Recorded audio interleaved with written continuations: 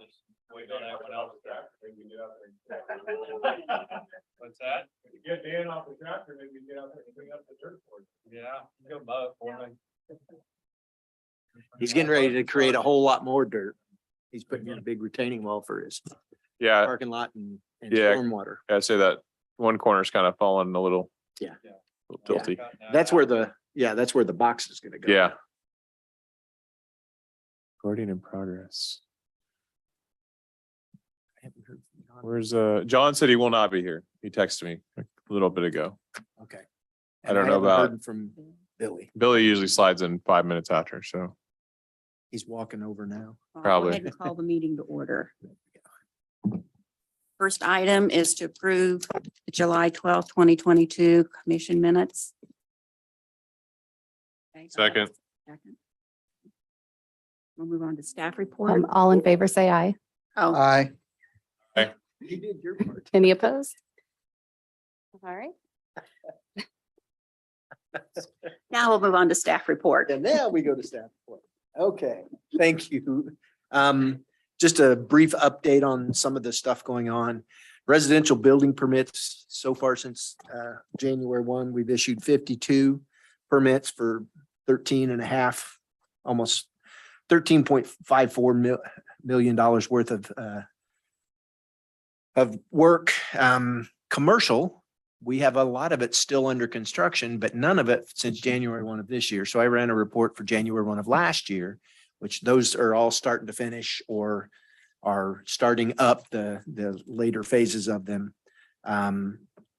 We had 9 permits last year that are, like I said, still under construction for $32.65 million.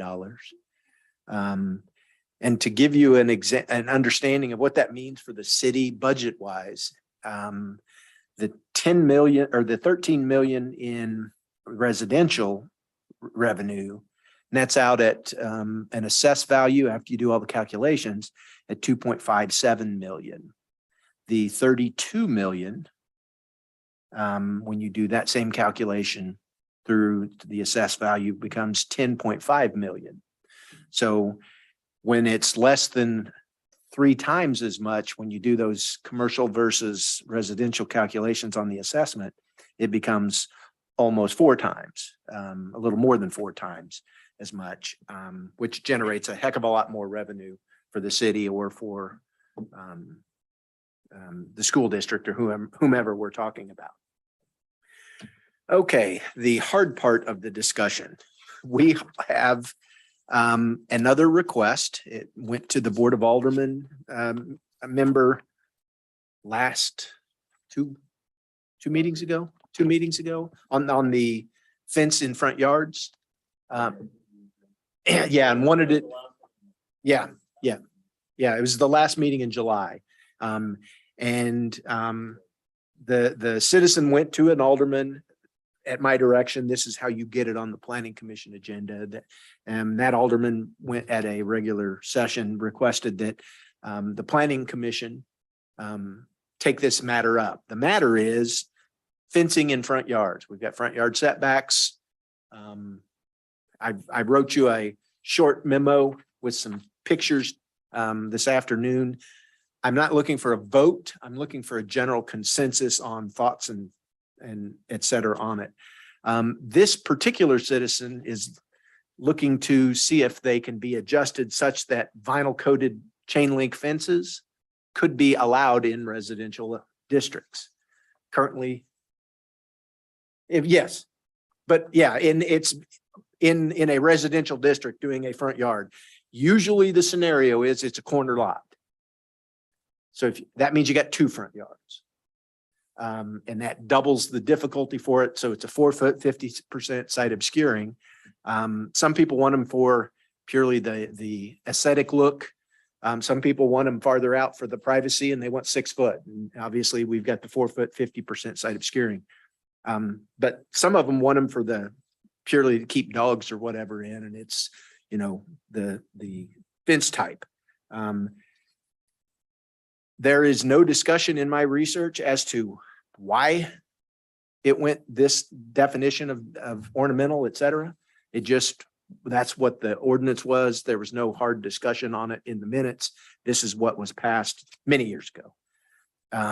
So that's my question. In order to make some kind of a change that would authorize that kind of a work, it would take substantial amount of work on my part. Before I go down that path, I wanted to see, is there any appetite to consider changing this? As some of you that have been on this commission for some time are aware, this is the matter that usually brings people back. So here we are. Is there any appetite to move to change? If not, I'll notify the citizen that that's not an interest.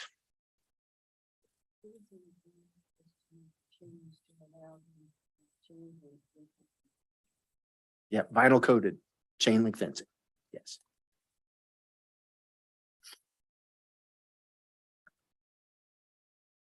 And we don't know or understand the intent of the current ordinance. Is that correct?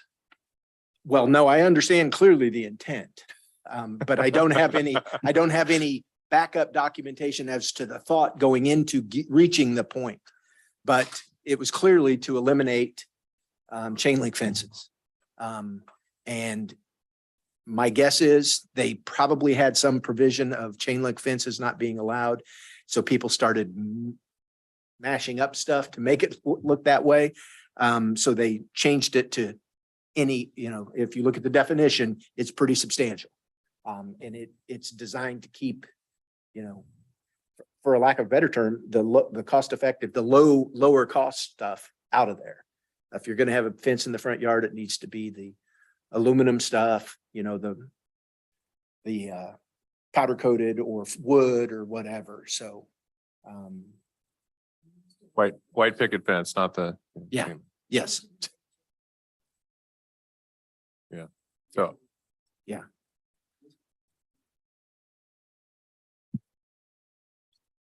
Sure. Well, we have some HOAs that only allow wood. They Yeah, don't even allow vinyl.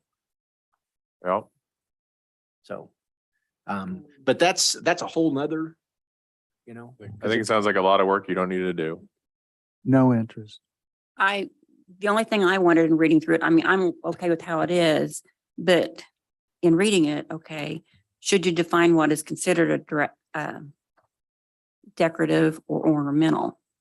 Should you expand upon what's considered that in addition to the stone and brick? Can it be the wooden picket fence? Can it be like what we have down here in streetscape, the metal rods, not the chain link, but and ultimately, I had this discussion with the finance director on another matter.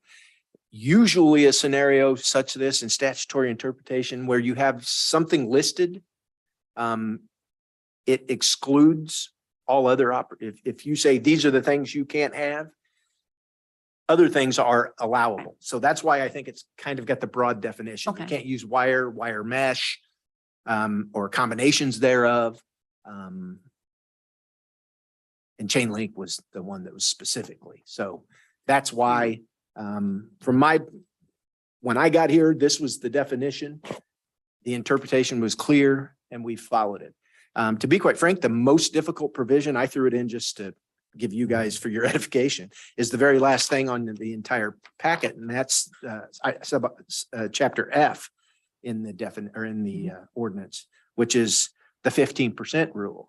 That if you've got a fence that's improper in an improper location and you make 15% improvements, doesn't matter if you do 5% today and 5% the next year and 5% the third year. When you get to that 15%, now you're out of compliance. You got to bring the whole fence in compliance. So and that's the only thing I wanted to ask, and I don't want additional work by staff just to better define well, yeah. those and two from- things. From So my perspective. two definitions. Yeah, So the biggest thing is if we're going to get a resounding no across the board, there's a lot of work involved. So that's why I wanted to give you the memorandum here, lay out the citizen's position. And his goal was to have a decision. He said, can we have do you think they'd be able to have a decision in 6 months? And I said, they certainly may.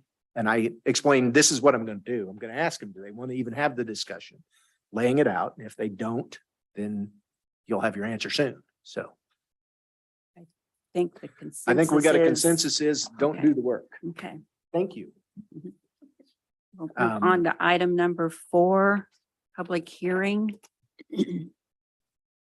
I'll open a public hearing on single phase final plat Hildebrand Estates, creating one lot at 16391 Loman Road.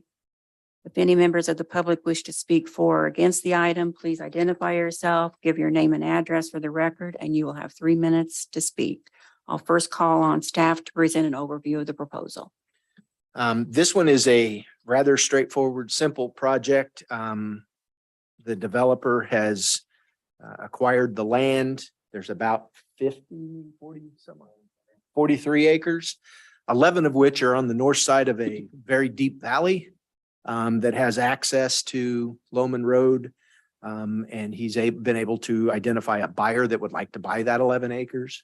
So while he was in process of designing a subdivision that would have a giant culvert under there and a road to get up there, this option became available. So he's got a buyer ready to buy if it can be divided this way. We went through and brought our attorney involved to verify what needed to happen as it related to the public roadway dedication that you see on the far left.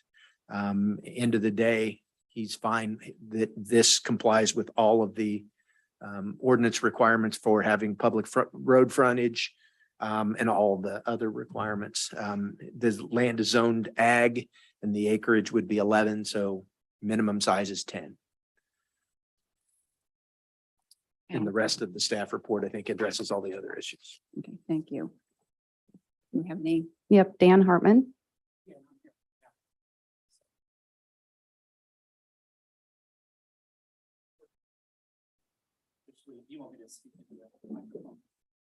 You know what?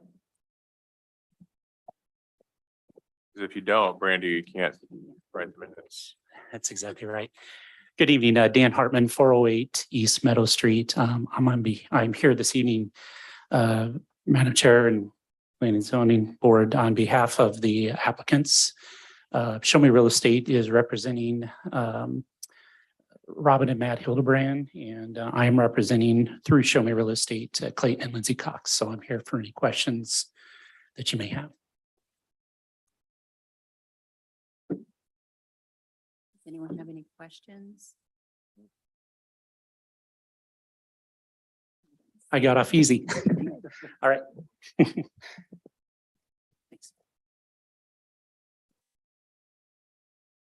Okay.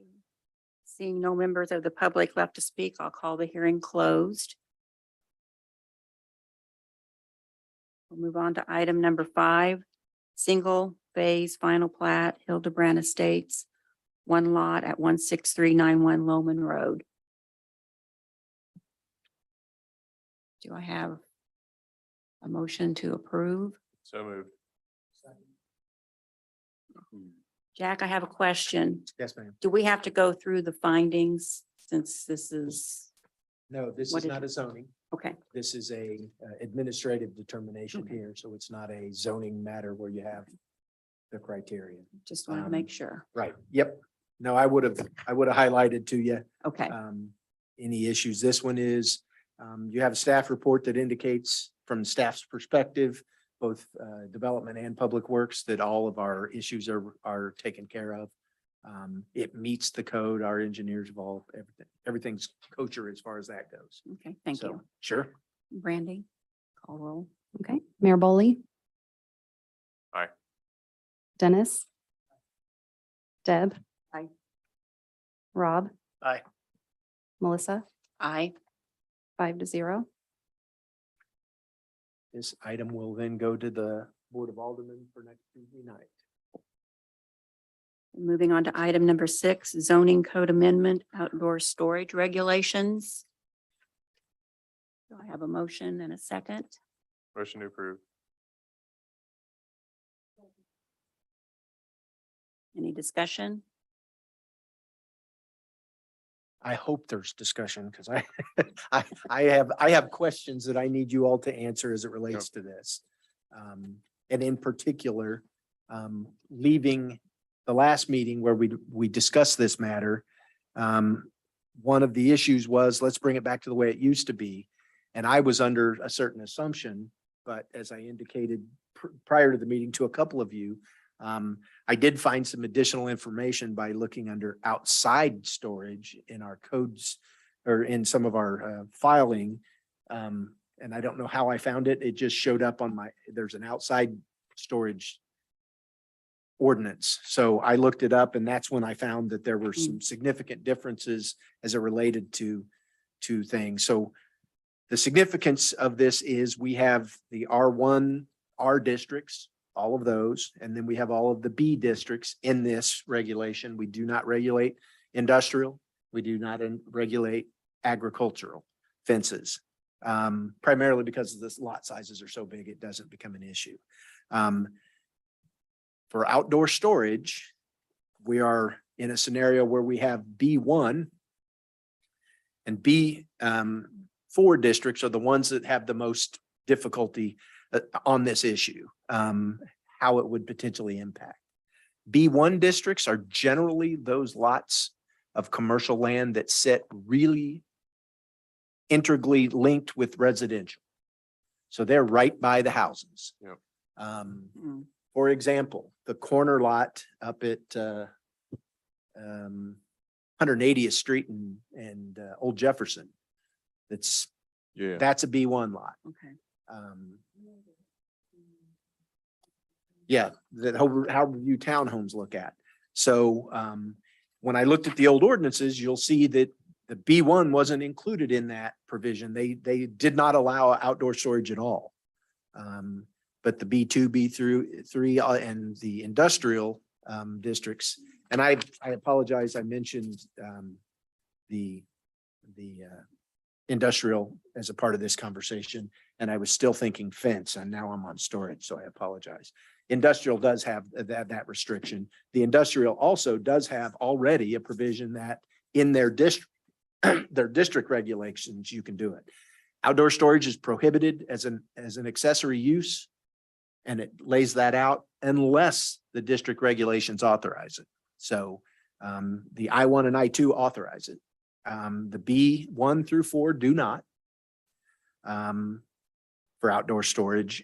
And we haven't really even, based upon the conversations, we haven't addressed it. So the question really gets down to, do we want to keep B1 the way it used to be a long time ago as it relates to absolutely has to be in a building because it's next to residential, and it would kind of tie itself to the residential. And then secondarily, the B4 district, where we have a lot more public access, public view, it's tighter, it's closer, et cetera. Do we want it to be able to have outdoor storage behind a fence, or does it need to be in a building? Based upon my assumptions going in and finding a different ordinance that kind of tweaks stuff, I want you guys to be the ones making this call as it relates to B1 and B4. If you want my personal recommendation, I'll certainly give that, but you all are certainly sufficient to come up with what you want this final ordinance to look like.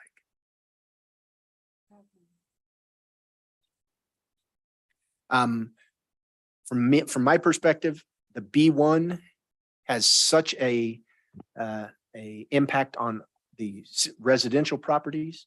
I mean, it's designed to set in residential. So now, to the extent that we don't have much of it, shouldn't be a reason to not worry about it. I think we really need to worry about it in the event we do. I think the B1 needs to be inside a building. You don't need to have it outside. Whether in a B1 district, you could allow them to, during business hours, have an outdoor storage of the merchandise for sale. I think that would be very reasonable. They may want to put stuff out if it's a, sidewalk sale type thing. Or if it's a limited retail opportunity, but they want to have, and in this case, in B1, it wouldn't be sidewalks because they've got plenty of their own land. They have to. B4, sidewalk sales would be the scenario because B4 is this area downtown. Does And- it stay out or does it have to be put away? Yeah, in my recommendation in B1, it would be only during business hours. Mhm. Can you have product On out display? for So- display for sale outside? One that we do have, if somebody put in a non-gas station convenience store at by Harbor View Townhomes, they can't sell ice or propane. Well, no, if they are in, the dispensing things, I think they could, but they couldn't sell firewood stacked up out there. They couldn't sell, Like Quick Trip puts cases of water out front. couldn't do that. Yeah. Displaying product for sale. For B1? Yeah. B4 could though. Well, we'll find out. B4 for Main Street District has its own sidewalk salt permit Right, process. Right. Yeah, and there's a sidewalk sale that isn't considered storage and you have to get a special permit for it. Yeah. Because it's, to be quite frank, they're not storing it on their property. They're storing it I'm on, just, I'm just thinking about what businesses would actually go into that B1. right. It does limit it, right? Because Yeah. if they're, vending machines, I guess would be fine, but like you said, firewood, which is Yeah. camping related or any of that type Yeah. of stuff.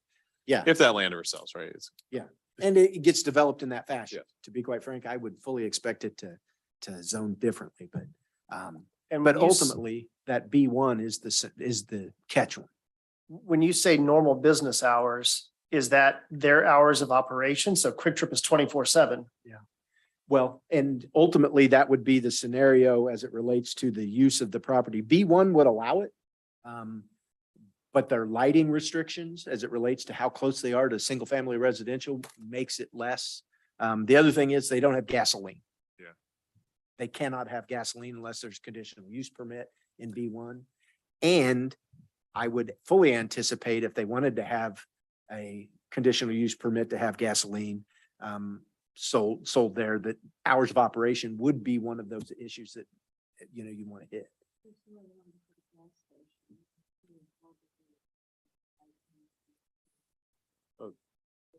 they've tried a few Yeah. times. Yeah.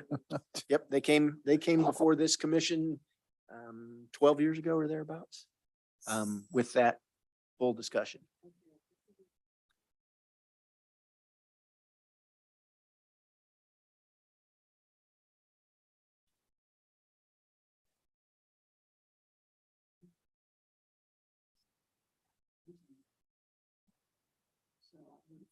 Storage maybe should be restricted in a residential area. Sure.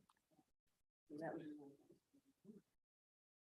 Before, I'm talking about public view, and I'm thinking about the sensitivities of the public. A lot of times we've done storage facilities out, and some people have gone on social media to find out the aesthetics of seeing things like this. So I'm wondering,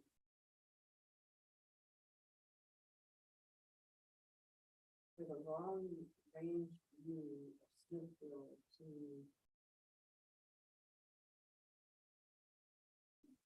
keep that whole a beautiful aspect,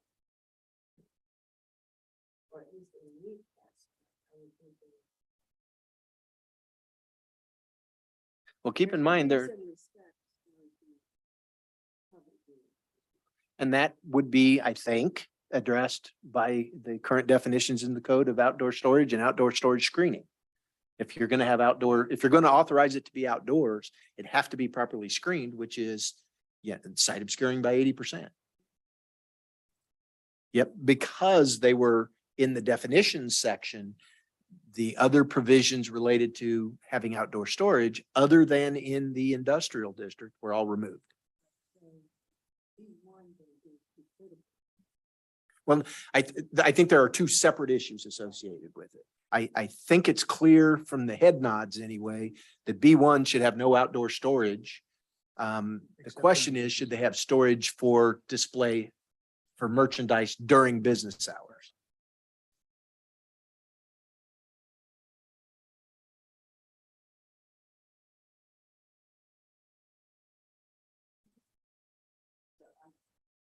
It would be a quick trip without gas, so. Yeah, true. So it's Yeah. not gonna, Yeah. it's not gonna last very long.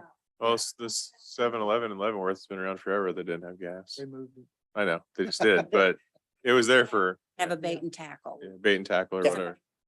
Tackle. Yeah. So What there about- there are But they various. probably wouldn't have much out, but I think the B1 should be,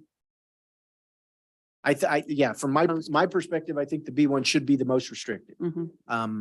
We'll go back to 2013. Well, but I don't even think they were allowed to have outdoor sales. So that's why I wanted that to be discussed, because I was under the assumption it was completely different going in until I found outside storage ordinance. As again, I apologize for that, but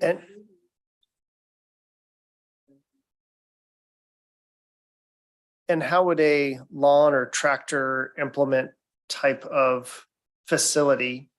I'm thinking about, We have How- 3 of them. We it- we get well, a 4th one. there's room for another. Yeah. there always How- is. How would they handle outdoor storage? How are they handling it now? It's probably Product for sale. zoned. It's display of merchandise for sale. Yeah, A car lot. Yeah, it's like a car lot. Okay, on to be 2 or 3. Right. Well, and exactly, they'd have to be a B2 or B3 district. And for example, if that intersection up there was to be changed, I think we'd have a massive uproar to intensify the zoning use at that corner. Yeah. Yeah. But for B1 districts, I mean, it's art studios and art galleries. It'd be professional buildings. Yeah, it could be some, accountants. some offices like that. So office, if it's a non-retail scenario, I don't think there's any outdoor storage for sale Yeah. because they're not, They're not but in selling. retail, Right. Restaurants, bakeries, coffee shops, cafes, ice cream parlors, yeah. Drug stores, apparel shops, variety stores, hardware stores, hardware store like PAX, which has a lot of stuff outside, including plants, So Plant And- shop.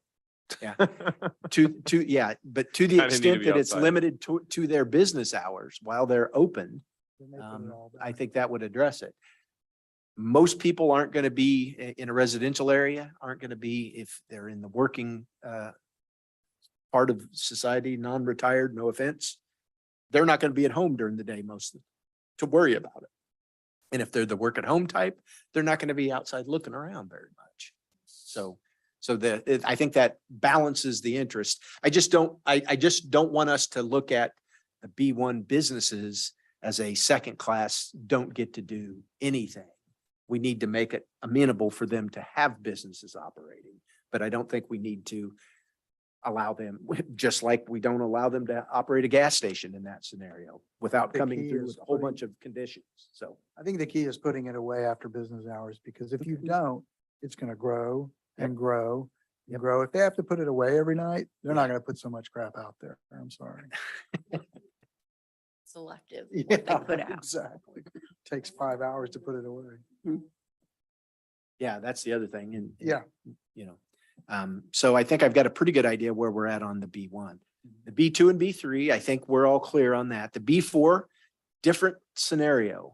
Because the B2 and the B3, you don't have as many, I guess, pedestrians. You don't have a lot of people walking down 169 looking at the businesses. You have people in cars going by. So if you got the storage screening, I think you're in good shape.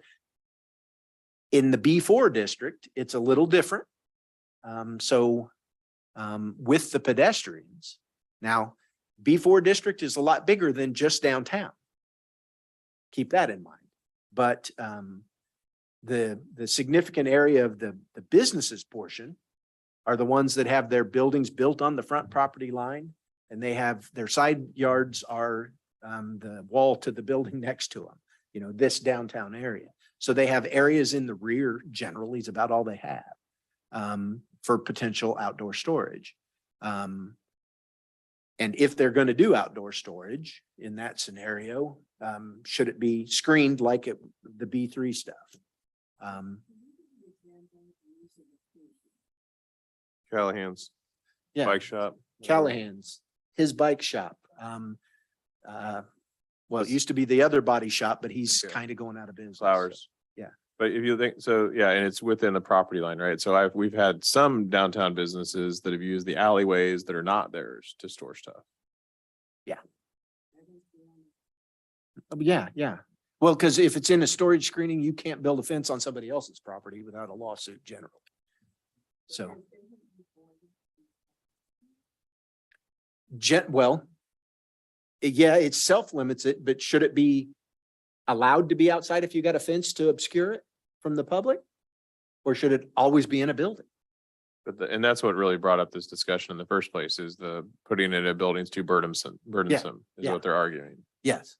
That was the original deal. Let's put it in a building. No, because nobody was doing business back then. It'll be okay. But to be quite frank, storing your stuff in inside your building can be particularly onerous. Well, if you have And you excess don't- stock especially. and Yeah. You don't have, like, let's say you have a showroom like you do, Yeah. but he's got a lot of sales, so he's got 50 extra bikes. Mhm. You Yep. know, And the same thing would apply over at the car repair place. That's a grandfathered use. He's able to continue it. And if he's turning those, great. But I think that's the biggest eyesore in town, to be quite frank, of all the others. And they're parked in the park, which is also public land. Yeah. Well, yeah, that's our that's- showcase. That's the smiling visage of the city. There's a number of issues there. And it's got some ugliness. And to be quite frank, storage screening is by its definition designed to make it less ugly. Yeah. And That's the literally fence- what it's for. In the fence place too, right? Like they're right over here. They've got. Yeah. And Billy's the same way. He's not here tonight, but. you Yeah. know, Mr. Electric has to have screening. Yep. I think we need in B4, it should be in the building, if it's burdensome and that's the argument, then at minimum screening. 6 foot, Yeah. Six The to site 8 foot, obscuring fencing yeah, stuff. side obscured fencing. Cause then we got Kissinger's too. They have their. Fence that's got the slats in it. Yeah. They've got lots of building to use, Yeah. but there's also that little gravel lot and Mhm. they put up a fence and they put screening in it and Yep. it's fine. That becomes the real scenario. Do we go back to that? Yeah. Yeah.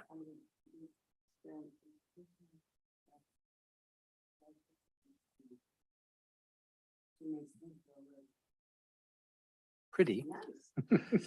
She agrees. Yeah. Sure.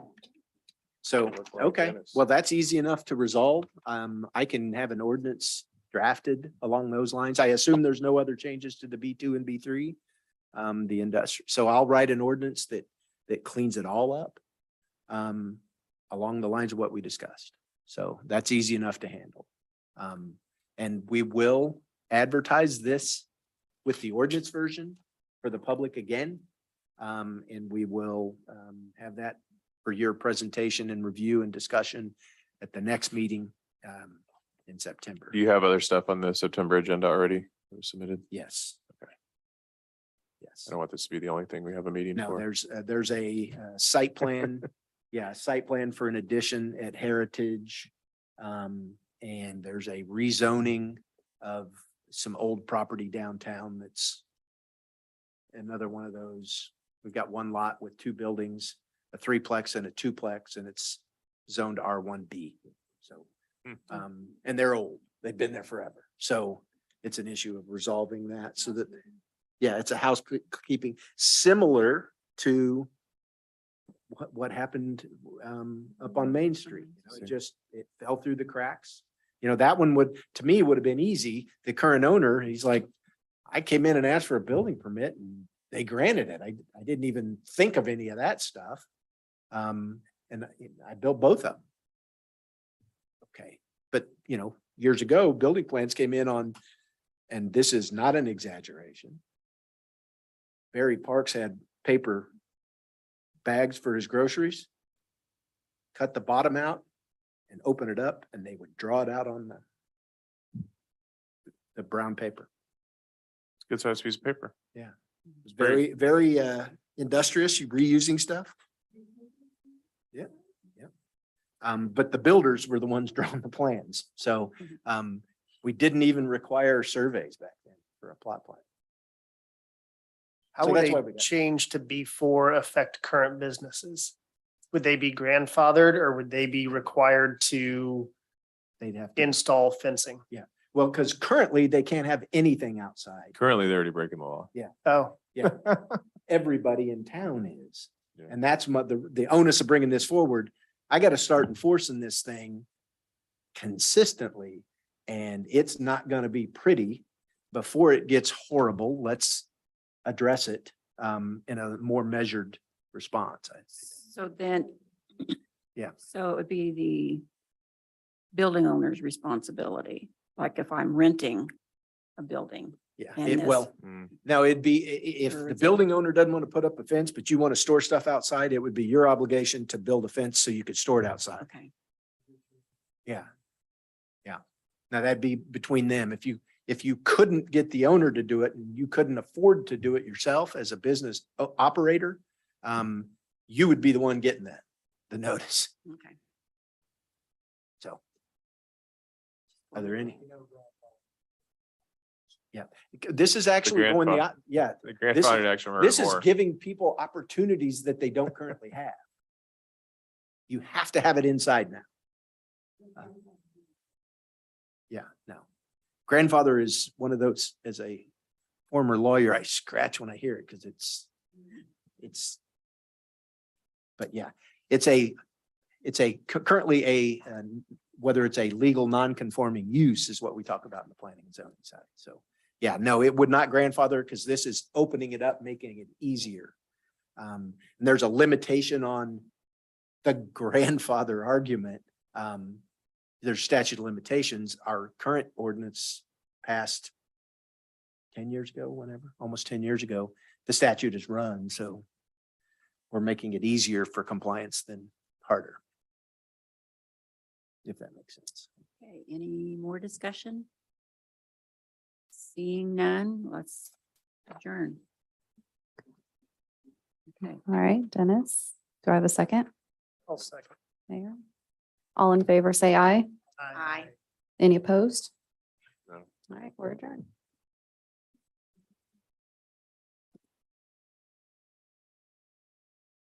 Rob, did you get the budget update from your daughter? Melissa just went, we just gotta go over the budget.